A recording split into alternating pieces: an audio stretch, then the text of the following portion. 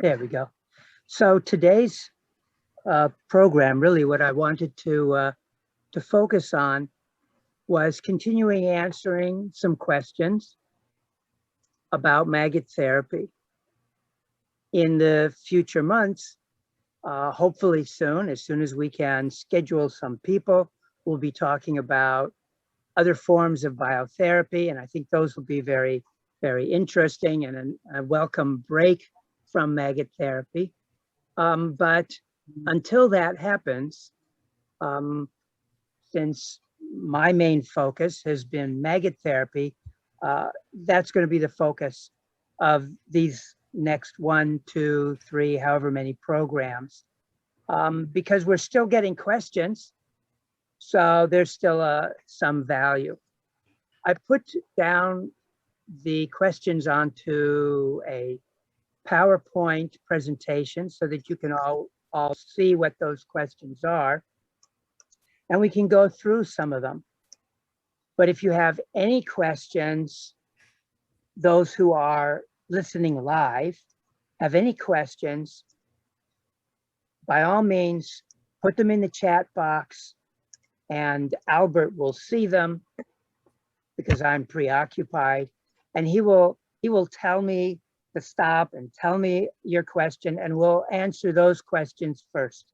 Your questions, whoever's listening live, your questions will be answered with priority. And until then, some of these other questions that have come in, many questions, may be of some interest to you as well. So with that, let's start tackling some of the questions. No particular order other than the order in which they were received. Is maggot therapy under any state or local laws for use and maintaining maggots? Speaking primarily for the United States right now, maggot therapy is not under any state or local laws in terms of the therapy, that is the clinical practice of it. Each facility, each practitioner pretty much makes their own rules on whether they're going to do it or whether they're not going to do it, and who they are going to allow to do it. So many hospitals have a policy and procedure which pretty much guides the clinical practice. If the question is really focused on maintaining maggots or producing or providing maggots to others, that is under federal regulatory authority by the Food and Drug Administration, the FDA. So the FDA started regulating the maggots that are used medically in 2003. And that actually had impact on my laboratory, which had been providing maggots to doctors around the country, because I could not distribute them anymore, not for free, not upon request. We didn't advertise. We didn't do any of that stuff. We just answered the call for germ-free maggots that had been disinfected, and sent them out. And we could not do that because that then thereby became a federal crime to do. So all distributors, you can produce it for yourself. FDA does not regulate that, but you cannot share it with others unless you have FDA clearance. Let's move on. Did you play with insects as a child? Absolutely. Don't most children play with bugs? They did in my neighborhood. And in fact, Scholastic magazine in in an issue geared at third, fourth, and fifth graders many years ago, actually wanted photographs of my laboratory and asked to do an interview because they felt lots of kids like gross and grody stuff. So I did play with bugs as a child. My bachelor's degree was in entomology. In fact, my master's degree was in clinical tropical medicine and parasitology. And to this day, I still play with bugs. Is special training or certification needed to use maggot therapy? There is no state or national body that certifies or tests any individual, and it's for maggot therapy, and it's not a requirement unless it is a requirement at a particular hospital according to their policy. And indeed, some policies do require some form of training. What the Better Foundation has done over the years is provided training to therapists and then given a certification that that individual has taken the training course of X number of hours and has passed based on whatever we're doing at that time. It may be a verbal quiz, it may be an actual dressing. That's usually what I use when I'm teaching the class, is anyone who wants a certificate needs to turn in their mock maggot therapy dressings for me to examine and make sure they've done a decent job. And then they get a certificate. A lot of practitioners will take this certificate back to their facility and use it as evidence that they've been trained. The Better Foundation is working on a document to help people who are interested to assess competency. I think that is necessary before anyone starts to certify competency, is to define competency in maggot therapy. So that's a project that we're currently working on. Now, in other countries, things may be different. I understand in Turkey, there is now, or there will be, or at least there is discussion. Maybe Costa Mumsuglu can comment if he's online now, or in a future program that he may be featured in, maybe speaking in, about the situation in Turkey, where it is going to be more restricted to who can actually perform maggot therapy. And I'll let him tackle that. Does insurance cover maggot therapy?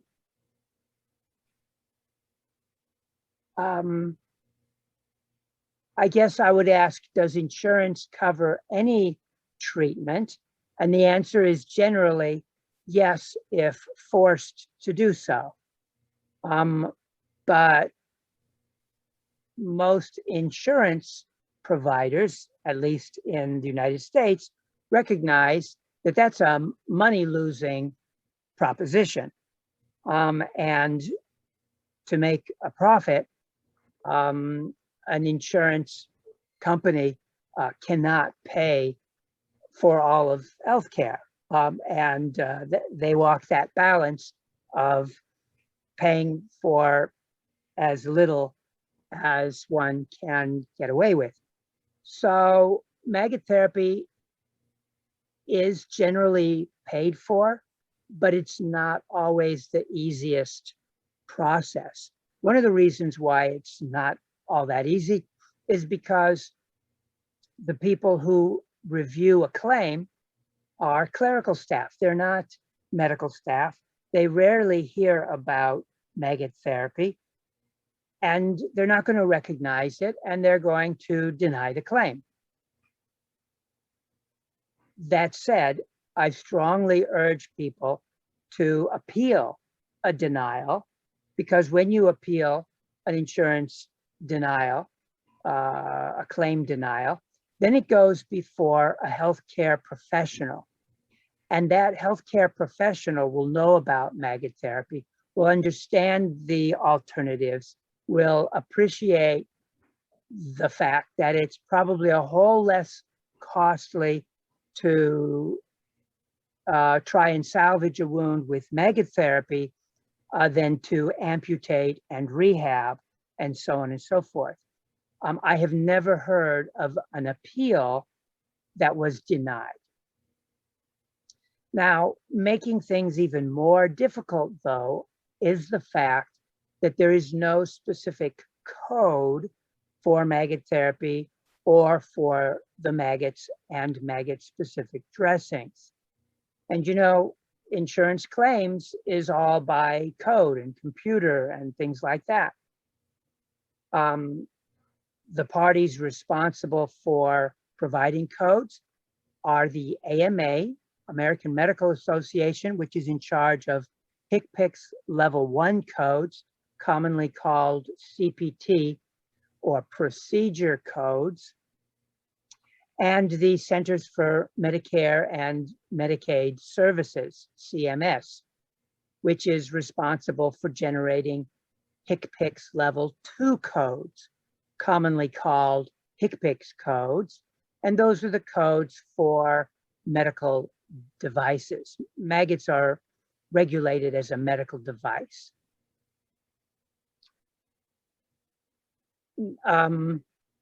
Each of those entities has formally claimed that the responsibility for coding maggots should lay with the alternative organization. AMA says we don't need a procedure code for maggot therapy, use a debridement code, and let CMS issue a reimbursement code for the maggots. CMS says we don't really need a reimbursement code for maggots if the AMA will simply issue a maggot debridement procedure code, and the cost of the maggots can be bundled with those. And this volleying has been going on since about 2003. What is my ultimate recommendation for reimbursement? It is make it easy on yourself. I recommend putting in a request for reimbursement before you do the procedure. That is commonly called a prior authorization, PA, or a treatment authorization request, TAR or TAR. These are basically the same procedure, though the logistics depend on the specific insurance organization, wherein you submit a claim-like request, a request to have it reimbursed before you do the procedure. You're going to end up dealing perhaps with a clerical person and maybe even a rejection. That has happened to me in the past, but then I appeal the rejection and the case comes right before a healthcare practitioner. I tell them what I'm going to do. I tell them why I'm going to do it. Again, I have never had a prior authorization request for maggot therapy denied, even when I was doing it before FDA cleared maggots for general use. It was not even on the FDA books. It was still investigational, yet it was totally covered for, including the hospitalizations that the facility required whenever we did maggot therapy. They required that it be done in the hospital. And even that was paid for. You see, when you get an approval in advance, you don't have to worry about, is this going to be paid for? Is this not going to be paid for? It takes away the worry. Usually maggot therapy is not an emergency thing. You know for a few days, and you should know for a few weeks, that things aren't going too well and you might need maggot therapy. So put in your request. The turnaround is usually within 7 days. You can do a request and an appeal and have that whole thing done in under 7 days. So that's my recommendation to make it easy. Oh, okay.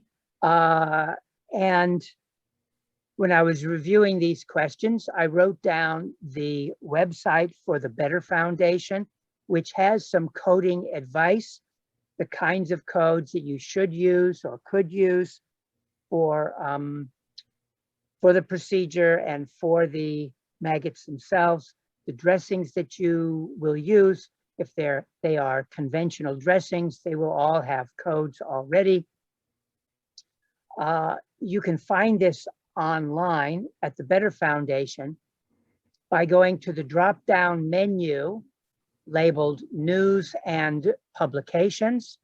And from there, you can see a list of the Better Letter, that's our newsletter, multimedia. This is going to come up a little bit later in one of the questions. There you can find video interviews of patients and practitioners and demonstrations of how to do the maggot dressings and things like that. And further down the drop-down menu is a choice called Guidelines, Policies. I need to look up close here. Procedures and White Papers. And there you will find the guidelines and policies for coding, for a template for creating your own policy and procedure, and so forth. Well, I think I've belabored that point, so let's move on to question 5. So on a patient that has many cardiovascular complications and severe peripheral vascular disease, whose peripheral vascular surgeon couldn't open a way, I could consider maggot therapy as a trial, even if my vascular status is very deteriorated. Is that correct? Yes, that's correct. Maggot therapy is used on people with severe peripheral vascular disease. That said, the goal of maggot therapy, the long-range goal, is often wound healing. The maggots are very effective at debridement, at cleaning out the dead infected tissue. And sometimes that's a goal in and of itself. But when the ultimate goal is wound healing, you must recognize that poor circulation is a significant impediment.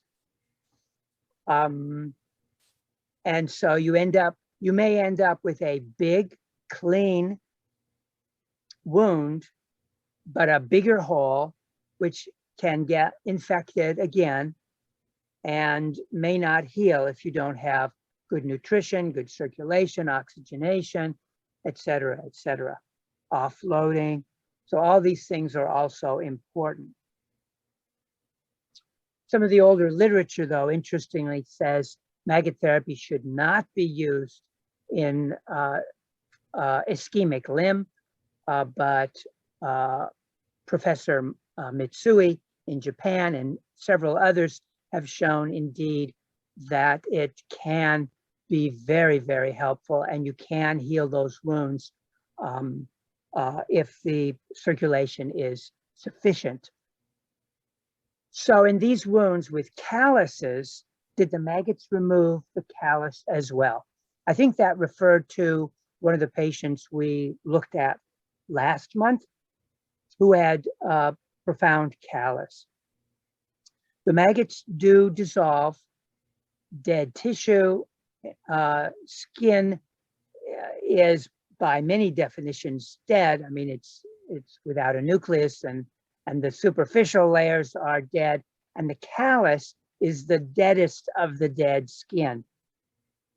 And that will be dissolved by the maggots. They will also dissolve total thickness dead skin that we can call eschar. You know, you can have eschar that doesn't involve the skin, but you can also have skin involved in the eschar, and they'll dissolve all that stuff. That said, it takes a longer time for the maggots to dry, to dissolve callus, eschar, and other dry tissues. And so if you can remove it yourself, you'll save a lot of effort, you'll save a lot of time, you'll save 1 or 2 cycles of maggot therapy. And I usually just do that with a scalpel. If you can't do it with a scalpel, then you can soften up the eschar or soften up the callus with an autolytic dressing. Hydrocolloids can often do that. The dressing of your choice. I don't find enzymatic debriding agents very effective at moistening the eschar that's still there. They can remove some of the superficial parts, but the remaining eschar is still hard and dry. I get just as much softening with non-medicated ointment as I do with an enzymatic debrider. That's just my experience there. So if there are patients that wish to try this type of therapy, meaning maggot therapy, who can they call, or what facility can they call? What's a number that they can call? Well, I actually get this question quite frequently, and my answer is always the same. If you've got a wound that you want to try maggot therapy for, or a patient wants to try maggot therapy, speak to the doctor that's already taking care of your wound, because any licensed physician, any licensed doctor, physician and otherwise, any licensed doctor licensed to prescribe medication can prescribe the maggots, and many people, types of people can be trained to apply the maggots. Even a doctor who's never done it before. Certainly nurses in the US, there are more nurses and physical therapists applying maggots and maggot dressings than doctors. But you start with your own doctor already, or your own wound care therapist, because they already know your history, they know the wound, they know that's what's been done, they're probably local, you have a rapport with them. You don't need to go to a maggot specialist.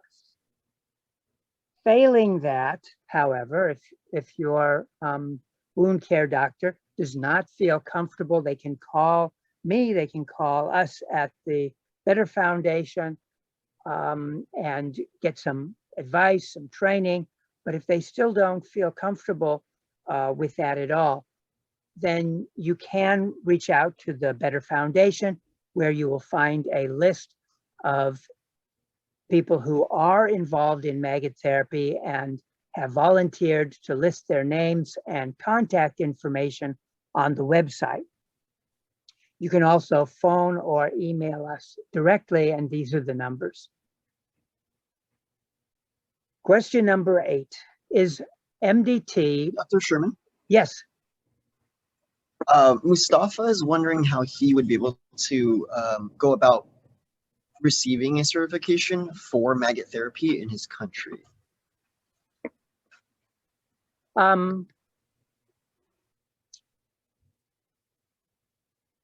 We could, the Better Foundation could arrange a training, even a video training, at this point in time.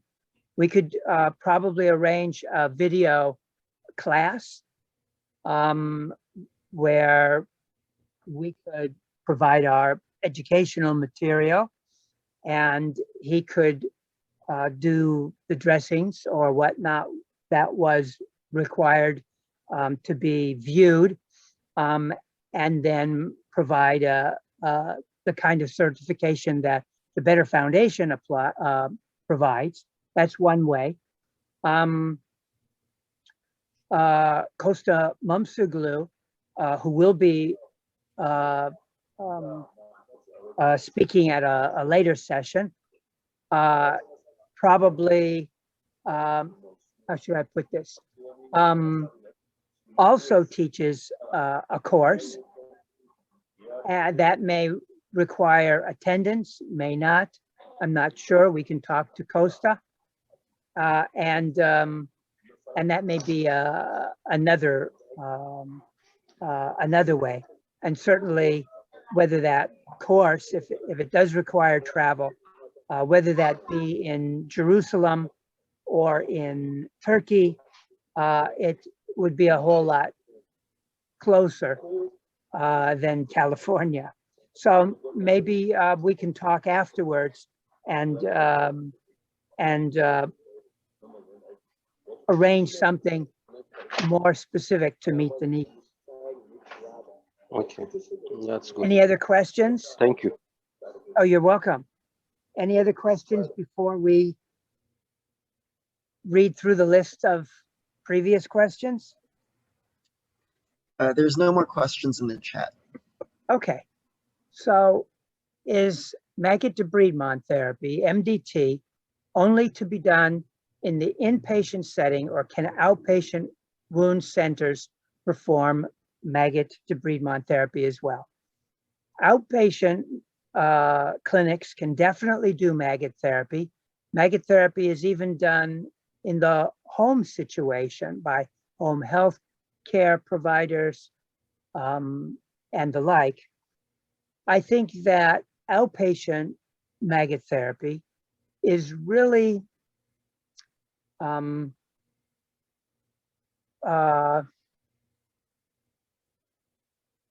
I think many of the potential advantages of maggot therapy, above and beyond efficacy and safety and so forth, can really be realized more so in the outpatient setting. What do I mean by that? Well, because maggot therapy is relatively safe and very efficient, the maggots will dissolve the tissue all the way down to the viable tissue. It's what many people call a surgical debridement in terms of thoroughness, except that a scalpel is going to potentially go a little bit into the healthy tissue if you're going to remove all the dead tissue, or is going to miss some of the dead tissue if you don't want to harm any of the healthy tissue, because the healthy dead interface, right, is not flat like a scalpel blade. But the maggots don't cut, they don't bite, they dissolve the tissue, and so that can follow the topography of the topography of the wound bed. And because it's relatively safe, it can be done in the outpatient setting. And that means you avoid the utilization of resources of the hospital bed, the hospital personnel, the finances of hospitalization. You are really, you are realizing a lot of additional benefits by doing that debridement in the clinic or in the home. Now, we, when I started maggot therapy in 1989, the hospital required all patients to be in the hospital, not only in the hospital, but to have private rooms. Now, they felt this might be an impediment, like the 10 other impediments. But in fact, I found that patients were extra excited when they learned that by enrolling in our maggot therapy study at the VA Medical Center, they would get a private room. They were among the few patients at that facility who actually had a private room. The hospital did it because they didn't want anybody else to know. They didn't want word getting out that maggot therapy was being done at their institution. But within a few years, we were starting to treat outpatients. We were allowed to treat outpatients, and we did a survey of what that meant and what was the efficacy and what was the safety. So this paper was published in 2001. Jump ahead 20 years, Dave Armstrong published this paper just this past year, 2020, showing how maggot therapy that would normally be applied in his diabetic foot ulcer clinic could be done in the home. He participating through telehealth, telemedicine, and the home care nurse applying the dressings under his guidance. So it definitely can be done in the outpatient setting, and I strongly encourage it. Please share the process of dressing care with maggot use and instruction for home care dressing post-implantation. Thank you. The answer to this question is a little more involved and very dependent upon the specific wounds in terms of how you do the dressing. Is it draining a lot? Not draining a lot. We teach entire courses on this, so I'm not really going to go into the detail that this question deserves. Lucky for me, because I can't speak in detail right now. That was not one of our flies that I swallowed, but something went in there. But I would encourage you to check out the materials, the references, the videos on the Better Foundation website, where you can find detailed instruction on making the dressings, dressing care, after dressing care, and so forth. You can also find some information in the template policy and procedure for doing maggot therapy, which is on the Better Foundation website.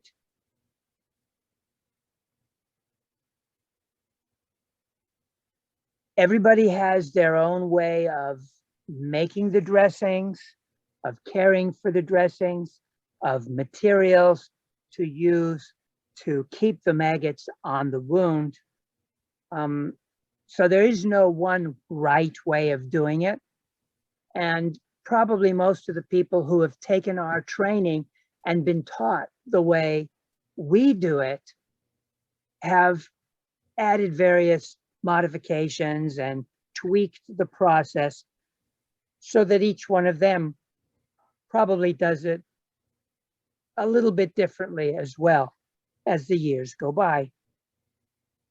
Here is another resource from the wound care professionals in Mexico that's available online. If you do a search by this title, you will find it. The address is very, very long, so I did not put it here, which offers another approach to doing the dressings. And then lastly, here's another resource posted online, available for free. Wound Care Advisor had an issue, 2014, I believe, on maggot therapy. If you type in Wound Care Advisor and maggot therapy and 2014, it'll pop up. There are two parts, two publications to that article. So what is meant by a cycle of MDT? Is that one treatment or something else? Yes, indeed. A single application or dressing, maggot dressing, which lasts for 48 to 72 hours, we call that a cycle, or a cycle of maggot therapy. You can call it a single treatment. It would be best to call it a single treatment or one treatment with maggot therapy. That is also equally clear. When one refers to maggot therapy or had treatment with maggots or maggot treatment last month, those phrases tend to be not too specific. And so one doesn't know if it means one cycle, one application, or two applications, or three. So when I'm referring to specific numbers of applications, I will often call them cycles of maggot therapy.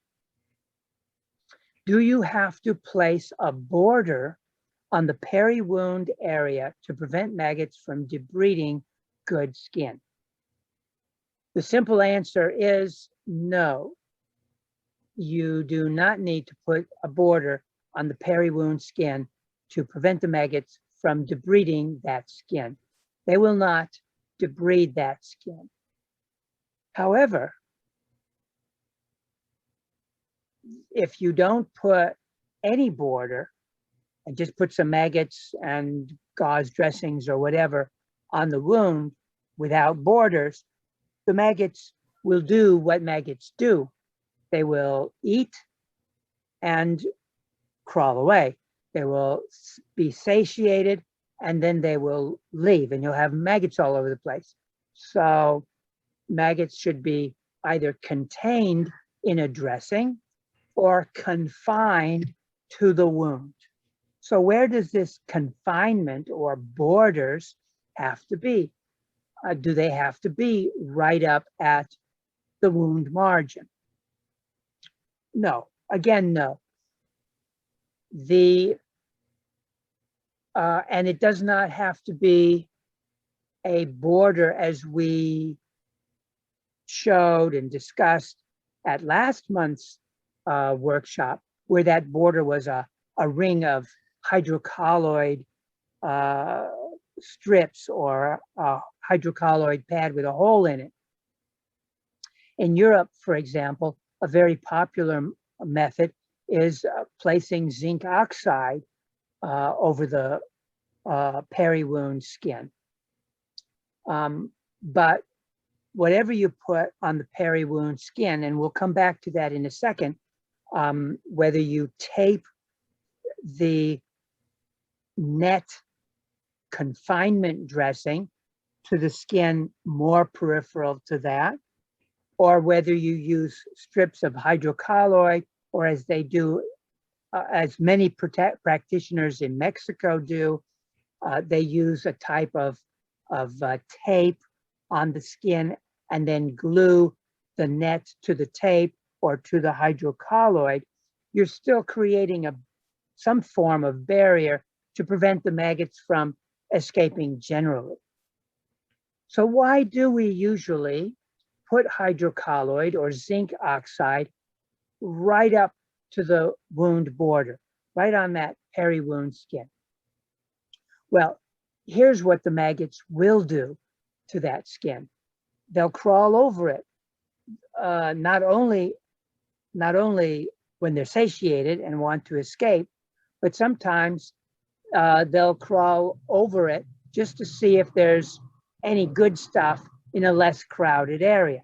Sometimes they'll crawl onto the skin outside of the wound to molt, to shed their exoskeleton, grow a little bit in size, and before they are ready to eat a little more, feast a little more. Often they'll crawl outside the group or to the margin of the group, and even onto the peripheral skin. And you can feel that. Wound bases often do not have the innervation to feel pain.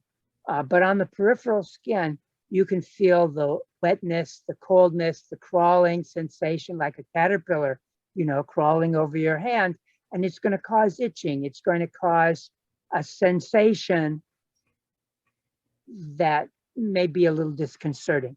So we often cover the peripheral skin to prevent the sensation of the maggots crawling around. The other reason, and I think most important reason, for covering your peri-wound skin with something, a skin protectant, zinc oxide, hydrocolloid, tape, whatever it is, as close to the wound margin as possible, is because the maggots are dissolving the necrotic infected tissue, and that dissolving yucky, purulent, stinky mess is going to drain onto the peripheral skin. It just is. And that's going to cause maceration. Sometimes that can actually cause cellulitis. Let's say the patient has some itching and scratches, or the maggots are trying to get out and that skin is bare around the wound. They're going to be scratching too.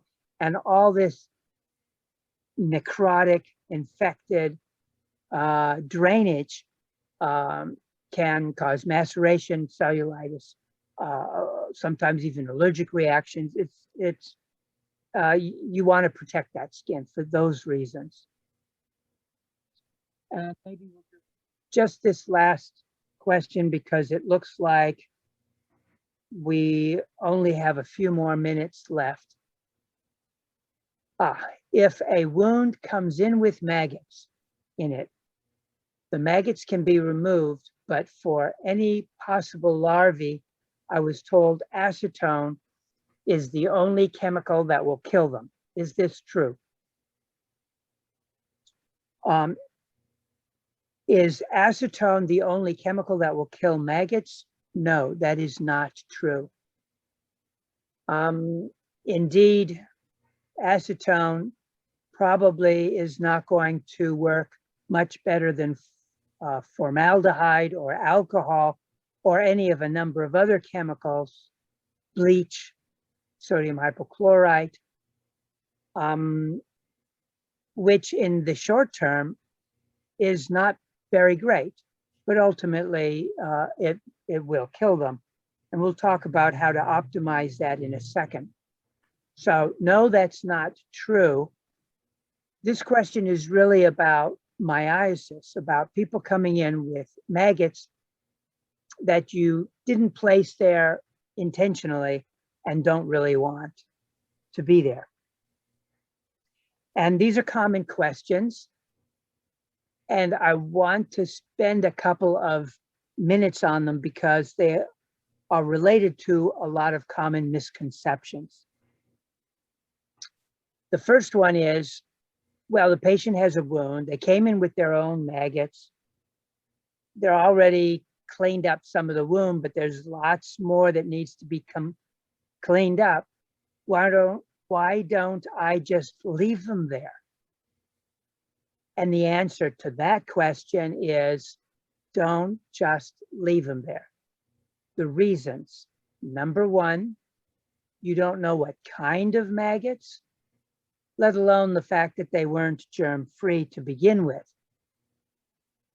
You don't know for sure that they are benign, even though admittedly in studies that have been done of the naturally occurring maggots in myiasis, wound myiasis, 85% are indeed the same species as is used medicinally, and another 9 or 10% are closely related species.